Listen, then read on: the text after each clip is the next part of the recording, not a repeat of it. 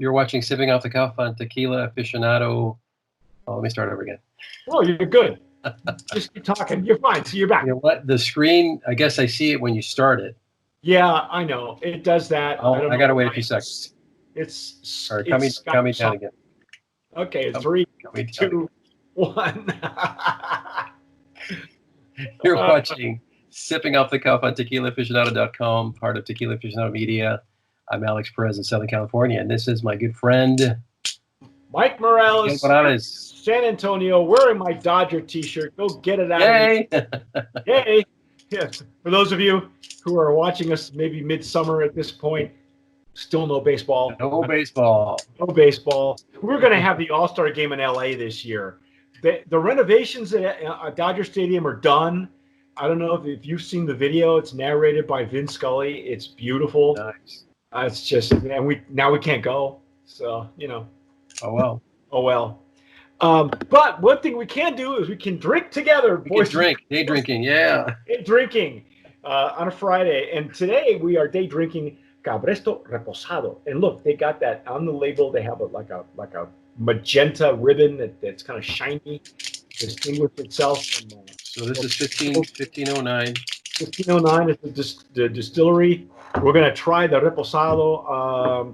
Do we know how long this thing is aged? I know it's American oak, but I'm not sure how. I didn't get info on that. All that information is on the website, by the way. We got. I have no info on that. We got some POS, point of sale material. Let me see if it tells me on there. I'm using my Glencairn. I am using my Stossel Jarrito for. Actually, I'm the one for Mezcal. It's got a little wider mouth. Kind of a pale straw color. Pale straw. Alex. This one is, let's see, does not tell us how long it's aged. No, it doesn't have an age.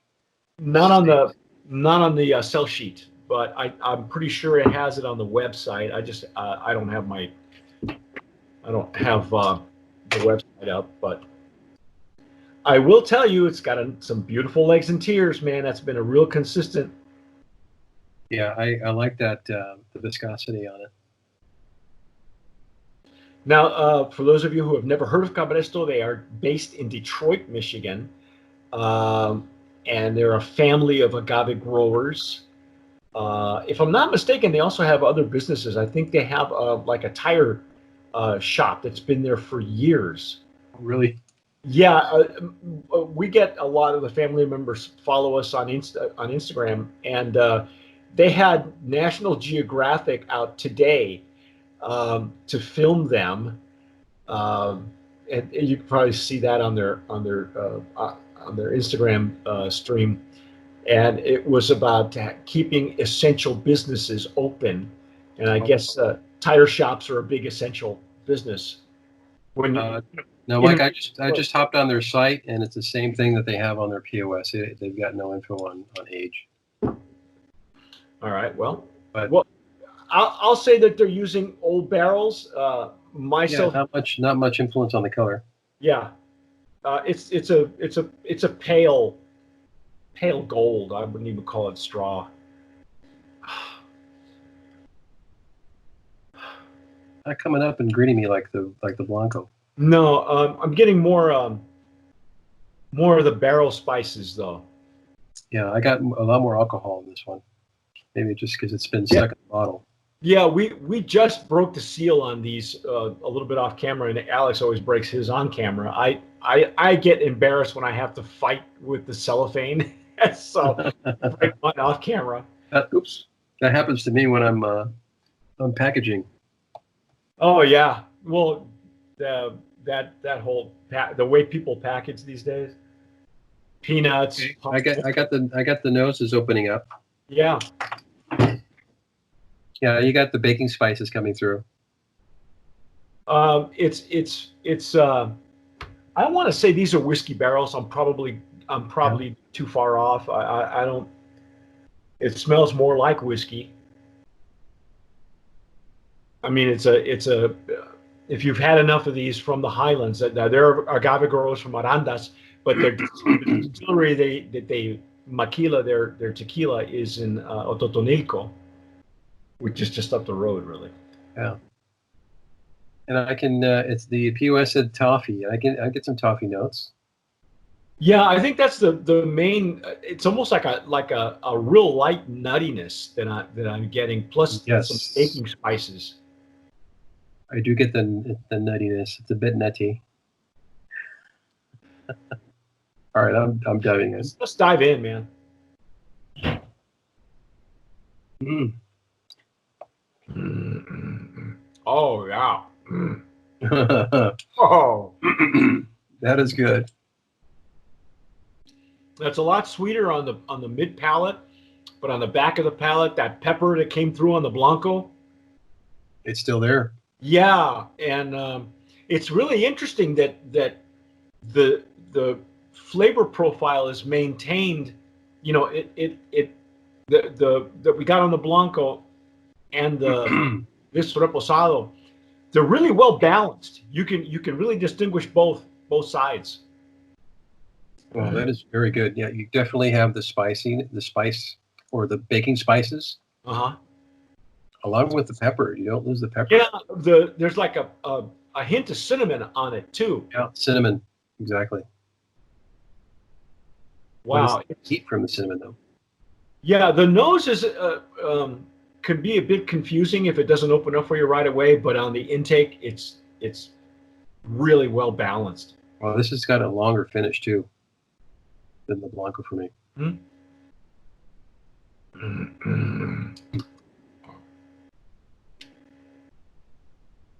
Wow. This is delightful, man. It is. It's a beautiful Reposado. Yeah. Reposados have been coming back for a while. This is really old school. It's not. It is. There's very few tequilas that are made like this anymore. Where this feels, Alex, and we won't really know till we get to the añejo and the extra añejo. It feels like this is more of the natural progression that you and I are used to. You know, from an old school tequila. Right. Well, they started with a great Blanco, so it makes sense for the rest of the line to really be up to par. Yeah, and using old barrels, it's just from the color alone. I'll just go and say they're using old barrels. They have a family history on the back, a light family history. On the back of who they are. I think they're like 3 or 4 generations, and they're the type of family that say that they wanted to turn their tequila into their legacy. So they're not into the fancy bottles. They're not into, the marketing happy talk and all that stuff. They just want to give you what they consider Cabresto. It says the legacy that we adhere to and others aspire to. With every sip of Cabresto, we deliver to you the best kept secret in Mexico. And it looks like it's second or third generation. Yeah. These guys know exactly what they're doing when it comes to growing agave and now in making tequila. So beautiful. Alex, I think you'll agree, man. Boom. Yes, Brandon, promise. Promise nominee. I hit Alex with that paddle. I feel like I'm at an auction. User. This is really old school tequila, and it's old school from that area, from Arandas, and I would say there might even be some Totonilco influence, but it's definitely, now that it's opening up too, you get more and more of the baking spices on it. Yes, you do. It's very pleasant. Yeah, this is again, if you're making a traditional Paloma or even a margarita, it'll stand up to all of that.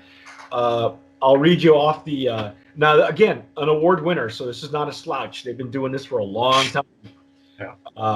The BTI in 2016, they won a double gold medal at World Spirits Competition in 2014.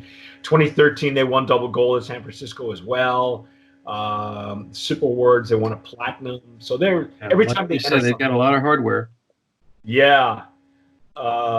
Okay, the price, the MSRP is $26.29, but the state, because they're out of Michigan, the state minimum retail is $30.99. Interesting. So again, for those of you living in a control state, you understand how that works. We don't, because we Thank God we don't yeah, either. God. But Thank you. hey, I think that's going to be our take on Cabresto. But stick with us. We got two more iterations that we've never had before from this family. So I'm kind of anxious to see where that natural progression went. But that's it for us. I'm Mike Morales here in San Antonio. That gentleman out there is Alex Perez with Tequila Aficionado.com. You're watching Sipping Off the Cuff. Thanks for watching. Please comment if you've had this tequila before. Let us know where you can find it in your state, in your area, so other fans can look for it, find it. We recommend it. Try it. And as always, sip wisely.